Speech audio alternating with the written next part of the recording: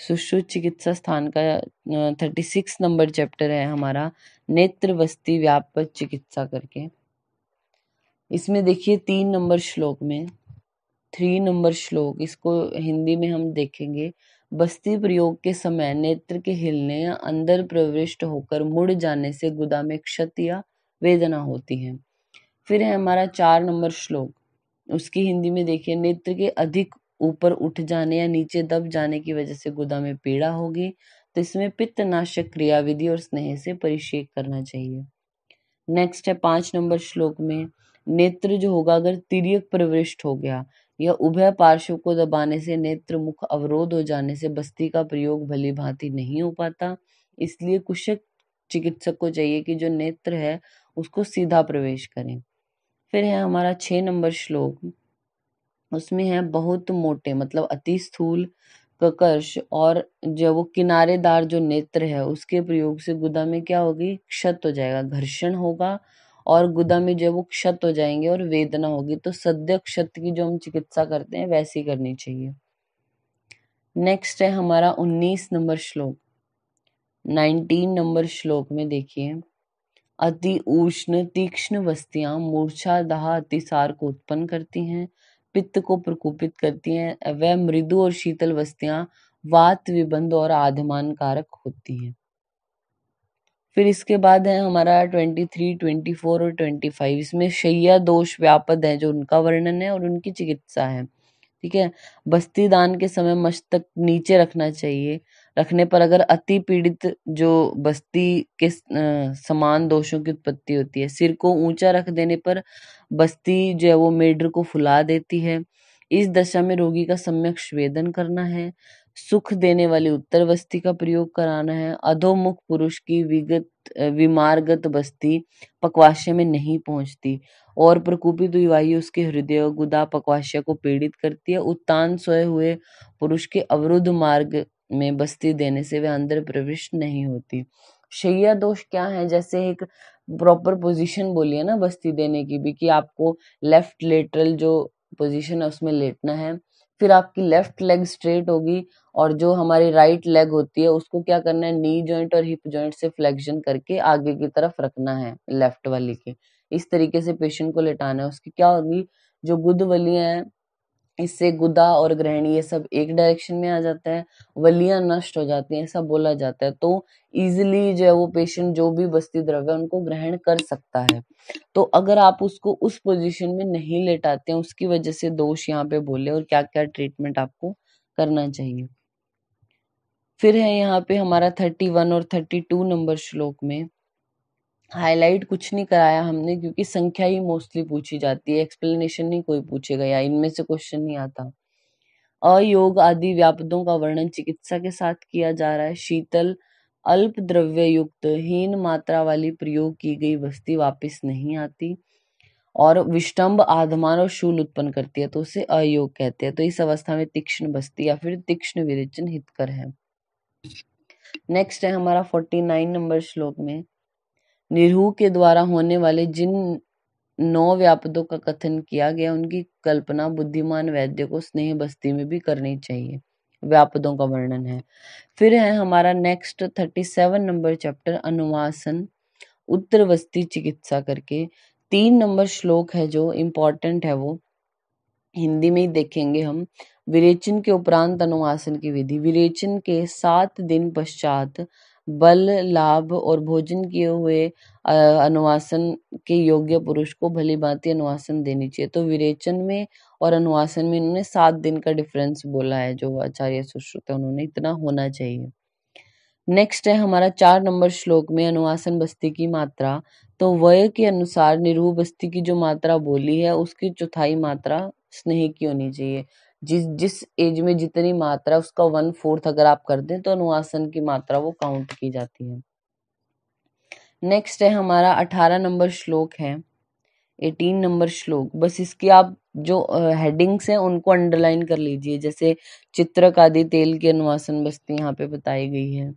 फिर नेक्स्ट है 22 नंबर श्लोक के नीचे भूतिक आदि तेल की अनुवासन बस्ती। फिर 29 नंबर श्लोक में है हमारा मधुक आदि तेल से अनुवासन बस्ती है। फिर 35 नंबर श्लोक में त्रिफला आदि तेल से अनुवासन बस्ती। नेक्स्ट है हमारा 46 में आइए आप। 46 नंबर श्लोक में वात आदि दोषों में दोषानुसार अनुवासन तेल बोला गया। तो वात आदि दोषों में भली भांति जिस व्यक्ति को आपने निरूकर दे दी हो उसको हाईलाइट कर लीजिए, बेल, मुलेठी और मैनफल। यानी बिल्व जो होता है, वातज अगर है, वात दोष है तो बिल्व से आप देंगे अनुवासन जो बस्ती है। पित्त है तो मुलेठी यानी यष्टि मधु का यूज करेंगे, और कफ है तो मदन फल का यूज किया जाता है। तो दोषानुसार आपको ये याद हो तो बिल्व के ऊपर आप लिख लीजिए वी, मुलेठी के ऊपर पित्त और मैनफल के ऊपर कफ लिख लीजिए। तो इनको तेल में सिद्ध करके फिर अनुवासन देनी चाहिए। नेक्स्ट है 47 नंबर श्लोक में रात्रि में बस्ती दान का निषेध। रात्रि में बस्ती का प्रयोग नहीं करना चाहिए क्योंकि रात्रि में उत्पन्न होने से दोषों का उत्क्लेश होता है तथा शक्ति युक्त स्नेह, आधमान, गौरव, ज्वर उत्पन्न करते हैं। 48 में देखिए यहाँ पे बोला गया दिन में बस्ती दान के गुण। दिन में दोष अपने स्थान में स्थित रहने और अग्नि रस जो अग्नि है वो अन्न रस से युक्त होने और स्रोतों का मुख खुला होने की वजह से शरीर में स्नेहन जो है वो शक्ति फैलाती है। तो दिन में देने को बोला है बस्ती, रात्रि में निषेध। नेक्स्ट है हमारा 51 नंबर श्लोक में शीते वसंते च दिवा ग्रीष्म प्रावृट घनाते स्नेहो दिनांते। यानी अब ऋतु के अकॉर्डिंग टाइमिंग बता दी है बस्ती की। तो बोलते हैं कि जो पुरुष है उसको शीतल काल जो होते हैं हमारे, शीत मीन्स हेमंत और शिशिर दोनों ऋतुएं आ जाती हैं, और बसंत, इन जो तीन है इनमें दिन में, ग्रीष्म में और प्रावट यानी वर्षा है या शरद है इनमें जो वो दिन के अंत में जो वो अनुवासन बस्ती देनी चाहिए। तो चरक के अकॉर्डिंग भी यहाँ पे श्लोक लिखा हुआ है, उसको आप याद कर सकते हैं, हाईलाइट कर सकते हैं। फर्स्ट लाइन शीते बसंते च दीवा अनुवास्यो रात्रो शर्दी ग्रीष्म घनागमेशु। ये इतना आपको याद होना चाहिए। अगर आप इस श्लोक की फ्रेज याद करेंगे ना, शीते बसंते च दीवा अनुवास्यो, तो दिन में अनुवासन देनी है, और रात्रो शरद ग्रीष्म घनागमेशु ये आपको याद रखना है। तो क्वेश्चन गलत होने के चांसेस कम हो जाते हैं अगर आप श्लोक फॉर्म में उसको याद करते हो। नेक्स्ट है हमारा 67 नंबर श्लोक। 67 में सम्यक अनुवासित के लक्षण बोले स अनिलः स पुरीशश्च स्नेह प्रत्येति यस्य तु ओशो चोशो बिना शीघ्रम स सम्यक अनुवासितः। यानी जिस पुरुष का स्नेह वायु और मल के साथ जो वो थोड़ा ओश चोश के बिना शीघ्र वापस आ जाए, वो सम्यक अनुवासित आपको समझना चाहिए। फिर है हमारा 71 नंबर श्लोक के नीचे जो हिंदी लिखी हुई है, सेकेंड लाइन से देखना, 6, 7, 8 या 9 स्नेह बस्तियां देनी हैं। इनके मध्य में निरूप बस्ती का भी प्रयोग करना चाहिए। प्रयुक्त प्रथम स्नेह बस्ती बस्ती और वंशण का स्नेहन करती है। आपको पता होना चाहिए, जैसे इन्होंने बस्ती की मात्रा कितनी बोली, कितनी अनुवासन बस्ती दे, 6, 7 या 8 या 9 इतनी देनी चाहिए मैक्सिमम। तो पहली बस्ती क्या करेगी, जो बस्ती वाला एरिया है या वंशण है उसका स्नेहन करती है। नेक्स्ट 72 नंबर श्लोक की हिंदी में देखिए, दूसरी बस्ती ऊर्ध्व जत्रुगत वायु का शमन करती है। तीसरी बस्ती जो है वो बल और वर्ण की जो है वो उत्पत्ति करती है। नेक्स्ट है 74 नंबर श्लोक हिंदी में, चौथी बस्ती रस, पांचवी रक्त, छठी मांस, सातवीं मेद का स्नेहन करती है। ठीक है, तो ये रस, रक्त, मांस, मेद ये दोषण मतलब धातुओं के अकॉर्डिंग आ गया चौथी बस्ती से। आठवीं और नौवीं जो बस्ती है क्रम अनुसार अस्थि और मज्जा का स्नेहन करती है। इस प्रकार शुक्रगत दोषों की चिकित्सा द्विगुण बस्तियों के द्वारा जो वो भली भांति कर देनी चाहिए। नेक्स्ट है हमारा 77 नंबर श्लोक। 77 नंबर श्लोक में आप सेकंड लाइन में हाईलाइट कीजिए। वैसे हमें पता है ये बात कि आप कॉमनली मतलब अकेली निरूह बस्ती भी किसी को नहीं देते और अकेली अनुवासन बस्ती भी किसी को नहीं देते। तो ऐसा क्यों है ये बताया गया है सेकंड लाइन में, देखना 77 में हिंदी में, क्योंकि स्नेह बस्ती की, हाईलाइट कर लीजिए इसको, स्नेह बस्ती की अधिकता से अग्नि का नाश और उत्क्लेश होगा। अगर आप कॉन्टिन्यूसली पेशेंट में स्नेह बस्ती देते रहेंगे तो अग्नि नाश हो जाएगी और उत्क्लेश होगा। कंटिन्यूसली निरूह बस्ती देंगे तो वात का प्रकोप हो जाता है, ऐसा बोला गया। तो चरक के अकॉर्डिंग भी आगे नीचे लाइन लिखी है, उन्होंने भी सेम यही बोला। नेक्स्ट है हमारा 97 नंबर श्लोक। 97 में दिन रात यानी 24 घंटे में भी वापस नहीं आया हुआ स्नेह विकार उत्पन्न नहीं करता, बस्ती के गुण को प्रदान करता है, किंतु जीर्ण होने पर अल्प गुणयुक्त होता है। फिर इसके बाद अब यहाँ तक तो अनुवासन बस्ती के बारे में हो गया। अब ये जो वो उत्तर बस्ती का निर्देश देते हैं। तो 101 नंबर श्लोक में देखिए 101, यहाँ पे क्या बोला, नेत्र प्रमाण, जो उत्तर बस्ती में हम नेत्र यूज करेंगे उसका प्रमाण कितना होता है, 14 अंगुल को आप हाईलाइट कर लीजिए, 14 अंगुल।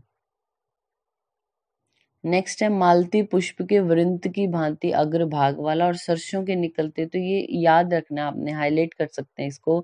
मालती पुष्प वृंताग्र होना चाहिए उसका, और सरसप जो होती है उसके निकलने जैसा आगे जो छिद्र होता है वैसा होना चाहिए। फिर नेक्स्ट यहाँ पे बोला गया 102 नंबर श्लोक में भी आप हाईलाइट कर लीजिए, उत्तर बस्ती में स्नेह की उत्तम मात्रा एक पल होती है। उत्तर बस्ती में आप क्या स्नेह और क्वाथ मतलब निरूह दोनों फॉर्म में यूज कर सकते हैं। तो उत्तर बस्ती में जब आप स्नेह यूज कर रहे हो तो उसकी मैक्सिमम मात्रा एक पल। 25 वर्ष से अल्प आयु वाले व्यक्तियों के लिए स्नेह की मात्रा कल्पना वैद्य अपनी बुद्धि के अकॉर्डिंग करे, तो मैक्सिमम बोल दिया। अब एज के अकॉर्डिंग उसको थोड़ा कम करना वो अपनी जो बुद्धि से करना चाहिए। नेक्स्ट 103 नंबर श्लोक में स्त्रियों के लिए उत्तर बस्ती जो नेत्र है उसका प्रमाण बताया। पुरुषों में नेत्र में कर्णिका मध्यम भाग में होनी चाहिए, स्त्रियों में नेत्र में 4 अंगुल दूरी पर होनी चाहिए, और मूत्र के निकलने का मार्ग मूंग के जो वो निकलने योग्य, जो आगे छिद्र होता है उत्तर बस्ती में तो वो मूंग के निकलने जितना होना चाहिए, और 10 अंगुल हाईलाइट कर लीजिए। स्त्रियों में उत्तर बस्ती है जो उसका प्रमाण, उसके नेत्र का प्रमाण 10 अंगुल बोला, तो स्त्रियों में 10 अंगुल ही आपने याद रखना है चरक के अकॉर्डिंग भी। बस चरक ने पुरुषों में जो है इन्होंने 14 अंगुल बताया, चरक 12 अंगुल बताएंगे पुरुषों में, तो बस ये डिफरेंस है पुरुषों वाला कि 14 अंगुल प्रमाण सुश्रुत बताते हैं, 12 अंगुल प्रमाण चरक, बाकी स्त्रियों में तो 10 अंगुल ही बताया है। फिर है हमारा 105 नंबर श्लोक है 105, उसके नीचे विधि लिखी हुई है स्त्रियों में नेत्र प्रणिधान की विधि। तो स्त्रियों में फर्स्ट लाइन लास्ट में देखना, स्त्रियों के अपत्य मार्ग है जो उसमें 4 अंगुल नेत्र प्रविष्ट करना चाहिए। मतलब जो वेजाइना है जब आप उत्तर बस्ती दे रहे हो पर वेजाइनम तो वहां पे 4 अंगुल प्रविष्ट करना है नेत्र, और मूत्र मार्ग में 2 अंगुल करना चाहिए। अगर कन्याओं की बात की जाए यानी 12 वर्ष से कम एज है जिनकी, उनके लिए 1 अंगुल नेत्र का प्रयोग करना चाहिए, वो भी जो है वो हमारे मूत्र मार्ग में ही यूज करते हैं, अपत्यापथ में नहीं देते। फिर नेक्स्ट हमारा 106 नंबर श्लोक में आप हाईलाइट करना, स्त्रियों के लिए स्नेह की मात्रा उनके अंगुली मूल के बराबर 1% को हाईलाइट कर लीजिए। 1%। स्त्रियों में उत्तर बस्ती में अगर आप स्नेह दोगे तो 1%। वैसे उत्तर बस्ती में नॉर्मल मेल्स के लिए स्नेह कितना बोला था अभी हमने हाईलाइट किया था 102 में, 1 पल होता है। फिर है हमारा नेक्स्ट 206 नंबर पेज पे आप देखिए, यहाँ पे जो उत्तर बस्ती है वो पुरुषों में कैसे देनी है उसकी विधि बताई, तो वो हम नहीं पढ़ेंगे, बस आप सेकंड लाइन में देखना, तदंतर घृत लगे हुए नेत्र को धीरे धीरे 6 अंगुल तक प्रविष्ट करना चाहिए। यानी जो पुरुष हैं उनमें जो बस्ती नेत्र है वो कितना एंटर कराते हैं, 6 अंगुल जो वो एंटर कराया जाता है। फिर हमारा 114 नंबर श्लोक है जो 114, स्त्रियों को उत्तर बस्ती प्रणिधान विधि, जानों का ऊंचा करके उत्तान लेटी हुई जो स्त्री है जो लिथोटॉमी पोजीशन में लेटी है उसको 3 या 4 बस्ती बुद्धिमान वैद्य इस प्रकार लगाने को बोला।